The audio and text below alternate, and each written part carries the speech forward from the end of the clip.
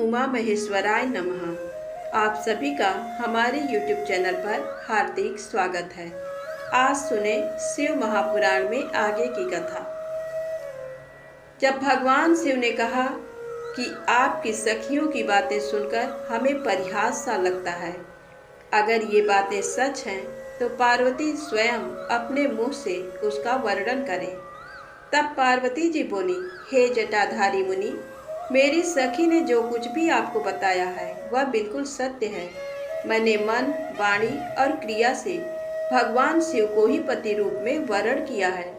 मैं जानती हूँ कि महादेव जी को पति रूप में प्राप्त करना बहुत ही दुर्लभ कार्य है, फिर भी मेरे हृदय में और मेरे ध्यान में सदैव वे ही निवास करते हैं। अतः उन्हीं की प्राप्ति के लिए ही मैंने इस तपस्या के कठिन मार्ग को चुना है।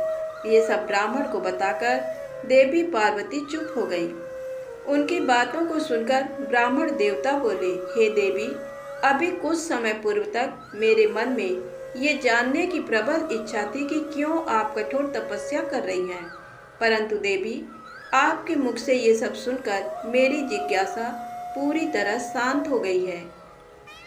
देवी, आपके किए गए कार्य के अनुरूप ही इसका परिणाम होगा, परंतु यदि ये तुम्हें सुख देता है तो यही करो। ये कहकर ब्राह्मण जैसे ही जाने के लिए उठे, वैसे ही देवी पार्वती उन्हें प्रणाम करके बोली, हे विप्रवर, आप कहाँ जा रहे हैं? कृपया यहाँ कुछ देर और ठहरिए और मेरे हित की बात कहिए। देवी पार्वती के ये वचन सुनकर साधु का वेश धारण किए हुए भगवान शिव वहीं ठहर गए और बोले, हे देवी, यदि आप वाकई मुझे यहाँ रोककर मुझसे अपने हित की बात सुनना चाहती हैं तो मैं आपको अवश्य ही समझाऊंगा, जिससे आपको अपने हित का स्वयं ज्ञान हो जाएगा। देवी, मैं स्वयं भी महादेव जी का भक्त हूँ, इसलिए उन्हें अच्छी प्रकार से जानता हूँ। जिन भगवान शिव को आप अपना पति बनाना चाहती हैं, वे प्रभु शिव शंकर सदैव अपने शरीर पर भस्म धारण किए रहते हैं। उनके सिर पर जटाएं हैं, शरीर पर वस्त्रों के स्थान पर वे बाघ की खाल पहनते हैं और चादर के स्थान पर वे हाथी की खाल ओढ़ते हैं। हाथ में भीख मांगने के लिए कटोरे के स्थान पर खोपड़ी का प्रयोग करते हैं। सांपों के अनेक झुंड उनके शरीर पर सदा लिपटे रहते हैं। जहर को वे पानी की भांति पीते हैं। उनके नेत्र लाल रंग के और अत्यंत डरावने लगते हैं। उनका जन्म कब, कहाँ और किससे हुआ, ये आज तक भी कोई नहीं जानता। वे घर गृहस्थी के बंधनों से सदा ही दूर रहते हैं। उनकी 10 भुजाएं हैं। देवी, मैं ये नहीं समझ पाता हूँ कि शिव जी को अपना पति क्यों बनाना चाहती हो। आपका विवेक कहाँ चला गया है? प्रजापति दक्ष ने अपनी पुत्री सती को सिर्फ इसलिए ही अपने यज्ञ में नहीं बुलाया क्योंकि वे कपालधारी भिक्षुक की भार्या हैं। उन्होंने अपने यज्ञ में शिव के अतिरिक्त सभी देवताओं को भाग दिया। इसी अपमान से क्रोधित होकर सती ने अपने प्राणों को त्याग दिया था। देवी, आप अत्यंत सुंदर एवं स्त्रियों में रत्न स्वरूप हैं। आपके पिता गिरिराज हिमालय समस्त पर्वतों के राजा हैं। फिर क्यों आप इस उग्र तपस्या द्वारा भगवान शिव को पति रूप में पाने का प्रयास कर रही हैं? क्यों आप सोने की मुद्रा के बदले कांच को खरीदना चाहती हैं? सुगंधित चंदन को छोड़कर अपने शरीर पर कीचड़ क्यों मलना चाहती हैं? सूर्य के तेज को छोड़कर क्यों जुगनू की चमक पाना चाहती हैं? सुंदर मुलायम वस्त्रों को त्याग कर क्यों चमड़े से अपने शरीर को ढकना चाहती हैं? क्यों राजमहल को छोड़कर वनों और जंगलों में भटकना चाहती हैं? आपकी बुद्धि को क्या हो गया है जो आप देवराज इंद्र एवं अन्य देवताओं को, जो कि रत्नों के भंडार के समान हैं, छोड़कर लोहे को अर्थात शिव जी को पाने की इच्छा करती हैं? सच तो ये है कि इस समय मुझे आपके साथ शिव जी का संबंध परस्पर विरुद्ध दिखाई दे रहा है। कहाँ आप और कहाँ महादेव जी? आप चंद्रमुखी हैं तो शिव जी पंचमुखी। आपके नेत्र कमल दल के समान हैं तो शिव जी के 3 नेत्र सदैव क्रोधित दृष्टि ही डालते हैं। आपके केस अत्यंत सुंदर हैं, जो कि काली घटाओं के समान प्रतीत होते हैं। वही भगवान शिव के सिर के जटाजूट के विषय में सभी जानते हैं। आप सुंदर कोमल साड़ी धारण करती हैं तो शिव जी कठोर हाथी की खाल का उपयोग करते हैं। आप अपने शरीर पर चंदन का लेप करती हैं तो वे हमेशा अपने शरीर पर चिता की भस्म लगाए रखते हैं। आप अपनी शोभा बढ़ाने हेतु दिव्य आभूषण धारण करती हैं तो शिव जी के शरीर पर सदैव सर्प लिपटे रहते हैं। कहाँ मृदंग की मधुर ध्वनि, कहाँ डमरू की डमडम। देवी पार्वती, महादेव जी सदा भूतों की दी हुई बलि को स्वीकार करते हैं। उनका ये रूप इस योग्य नहीं है कि उन्हें अपना सर्वांग सौंपा जा सके। देवी, आप परम सुंदरी हैं। आपका ये अद्भुत और उत्तम रूप शिव जी के योग्य नहीं है। आप ही सोचें, यदि उनके पास धन होता तो क्या वे इस तरह नंगे रहते। सवारी के नाम पर उनके पास एक पुराना बैल है। कन्या के लिए योग्य वर ढूंढते समय वर की जिन जिन विशेषताओं और गुणों को देखा परखा जाता है, शिव जी में वह कोई भी गुण मौजूद नहीं है। और तो और आपके प्रिय कामदेव जी को भी उन्होंने अपनी क्रोधाग्नि से भस्म कर दिया था। साथ ही उस समय आपको छोड़कर चले जाना आपका अनादर करना ही था। हे देवी, उनकी जात पात ज्ञान और विद्या के बारे में सभी अनजान हैं। पिशाच ही उनके सहायक हैं। उनके गले में विष दिखाई देता है। वे सदैव सबसे अलग थलग रहते हैं। इसलिए आपको भगवान शिव के साथ अपने मन को कदापि नहीं जोड़ना चाहिए। आपके और उनके रूप और सभी गुण अलग अलग हैं, जो कि परस्पर एक दूसरे के विरोधी जान पड़ते हैं। इसी कारण मुझे आपका और महादेव जी का संबंध रुचिकर नहीं लगता है। फिर भी जो आपकी इच्छा हो वैसा ही करो। वैसे मैं तो ये चाहता हूँ कि आप असत की ओर से अपना मन हटा लें। यदि ये सब नहीं करना चाहती हैं तो आपकी इच्छा, जो चाहो करो। अब मुझे और कुछ नहीं कहना है। उन ब्राह्मण मुनि की बातों को सुनकर देवी पार्वती बहुत दुखी हुई। अपने प्राण प्रिय त्रिलोकीनाथ शिव के विषय में कठोर शब्दों को सुनकर उन्हें बहुत बुरा लगा। वे मन ही मन क्रोधित हो गई, लेकिन मन ही मन ये भी सोच रही थी कि शिव के सौंदर्य को स्थूल दृष्टि से देखने परखने का प्रयास करने वाले कैसे जान सकते हैं। संसारी व्यक्ति मंगल अमंगल को अपने सुख के साथ जोड़कर देखता है, वह सत्य को कहाँ देख पाता है। इस तरह विवेक द्वारा अपने मन को समझा बुझाकर अपने को संयत करते हुए देवी पार्वती कहने लगी। पार्वती बोली, हे ब्राह्मण देवता, मैं तो आपको परम ज्ञानी महात्मा समझ रही थी, परंतु आपका भेद मेरे सामने पूर्णतः खुल चुका है। आपने शिव जी के विषय में मुझे जो कुछ भी बताया है वह मुझे पहले से ही ज्ञात है, पर ये सब बातें सर्वथा झूठ हैं। इनमें सत्य कुछ भी नहीं है। आपने तो कहा था कि आप शिव जी को अच्छी प्रकार से जानते हैं। आपकी बातें सुनकर लगता है कि आप झूठ बोल रहे हैं, क्योंकि ज्ञानी मनुष्य कभी भी त्रिलोकीनाथ भगवान शिव के विषय में कोई भी अप्रिय बात नहीं कहते हैं। ये सही है कि लीला बस शिव जी कभी कभी अद्भुत वेश धारण कर लेते हैं, परंतु सच्चाई तो ये है, वे साक्षात परम ब्रह्म हैं। वे ही परमात्मा हैं। उन्होंने स्वेच्छा से ऐसा वेश धारण किया है। हे ब्राह्मण, आप कौन हैं जो ब्राह्मण का रूप धरकर मुझे छलने के लिए यहाँ आए हैं। आप ऐसी अनुचित व असंगत बातें करके एवं तर्क वितर्क करके क्या साबित करना चाहते हैं। मैं भगवान शिव के स्वरूप को भली भांति जानती हूँ।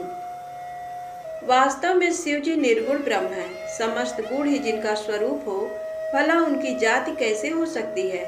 शिव जी तो सभी विद्याओं का आधार हैं, भला फिर उनको विद्या से क्या काम हो सकता है। पूर्व काल में भगवान शिव ने ही श्री हरि विष्णु को संपूर्ण वेद प्रदान किए थे, जो चराचर जगत के पिता हैं। उनके भक्त जन मृत्यु को भी जीत लेते हैं, जिनके द्वारा इस प्रकृति की उत्पत्ति हुई है। जो सभी तत्वों के आरंभ के विषय में जानते हैं, उनकी आयु का माप कैसे किया जा सकता है। भक्त वत्सल शिव जी सदा ही अपने भक्तों के बस में ही रहते हैं। वे अपने भक्तों पर प्रसन्न होने पर प्रभु शक्ति, उत्साह शक्ति और मंत्र शक्ति नामक अक्षय शक्तियाँ प्रदान करते हैं।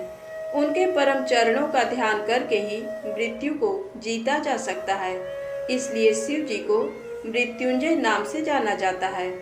भगवान शिव की कृपा प्राप्त करके ही विष्णु जी को विष्णुत्व, ब्रह्मा जी को ब्रह्मत्व और अन्य देवताओं को देवत्व की प्राप्ति हुई है। भगवान शिव महाप्रभु हैं। ऐसे कल्याणमयी भगवान शिव की आराधना करने से ऐसा कौन सा मनोरथ है जो सिद्ध नहीं हो सकता। उनकी सेवा न करने से मनुष्य 7 जन्मों तक दरिद्र होता है। वहीं दूसरी ओर उनका भक्ति पूर्वक पूजन करने से सदैव के लिए लक्ष्मी प्राप्ति होती है। भगवान शिव के समक्ष 8 सिद्धियां सिर झुकाकर इसलिए नृत्य करती हैं कि भगवान उनसे सदा संतुष्ट रहें। भला ऐसे भगवान शिव के लिए कोई भी वस्तु कैसे दुर्लभ हो सकती है। भगवान शिव का स्मरण करने से ही सबका मंगल होता है। इनकी पूजा के प्रभाव से ही उपासक की सभी कामनाएं सिद्ध हो जाती हैं। ऐसे निर्विकारी भगवान शिव में भला विकार कहाँ से और कैसे आ सकता है। जिस मनुष्य के मुख में सदैव शिव का मंगलकारी नाम रहता है, उसके दर्शन मात्र से ही सब पवित्र हो जाते हैं। आपने कहा था कि वे अपने शरीर पर चिता की भस्म लगाते हैं। ये पूर्णतया सत्य है, परंतु उनके शरीर पर लगी हुई ये भस्म जब जमीन पर गिरकर झड़ती है तो क्यों सभी देवता उस भस्म को अपने मस्तक पर लगाकर अपने को धन्य समझते हैं। अर्थात उनके स्पर्श मात्र से ही अपवित्र वस्तु भी पवित्र हो जाती है। भगवान शिव ही इस जगत के पालनकर्ता, सृष्टिकर्ता और संहारक हैं। भला उन्हें कैसे साधारण बुद्धि द्वारा जाना जा सकता है। उनके निर्गुण रूप को आप जैसे लोग कैसे जान सकते हैं। दुराचारी और पापी मनुष्य भगवान शिव के स्वरूप को नहीं समझ सकते। जो मनुष्य अपने अहंकार और अज्ञानता के कारण शिव तत्व की निंदा करते हैं, उसके जन्म का सारा पुण्य भस्म हो जाता है। हे ब्राह्मण, आपको ज्ञानी महात्मा जानकर मैंने आपकी पूजा की है, परंतु आपने शिव जी की निंदा करके अपने साथ साथ मुझे भी पाप का भागी बना दिया है। आप घोर शिवद्रोही हैं। शास्त्रों में बताया गया है कि शिवद्रोही का दर्शन हो जाने पर शुद्धिकरण हेतु स्नान करना चाहिए तथा प्रायश्चित करना चाहिए। ये कहकर देवी पार्वती का क्रोध और बढ़ गया और वे बोली, अरे दुष्ट, तुम तो कह रहे थे कि तुम शंकर को जानते हो, परंतु सच तो ये है कि तुम उन सनातन शिव जी को नहीं जानते हो। भगवान शिव परम ज्ञानी, सत्पुरुषों के प्रियतम व सदैव निर्विकार रहने वाले हैं। वे मेरे अभीष्ट देव हैं। ब्रह्मा और विष्णु भी सदा महादेव जी को नमन करते हैं। सारे देवताओं द्वारा शिव जी को आराध्य माना जाता। काल भी सदा उनके अधीन रहता है। वे भक्त वत्सल शिव शंकर ही सर्वेश्वर हैं और हम सबके परमेश्वर हैं। वे दीन दुखियों पर अपनी कृपा दृष्टि बनाए रखते हैं।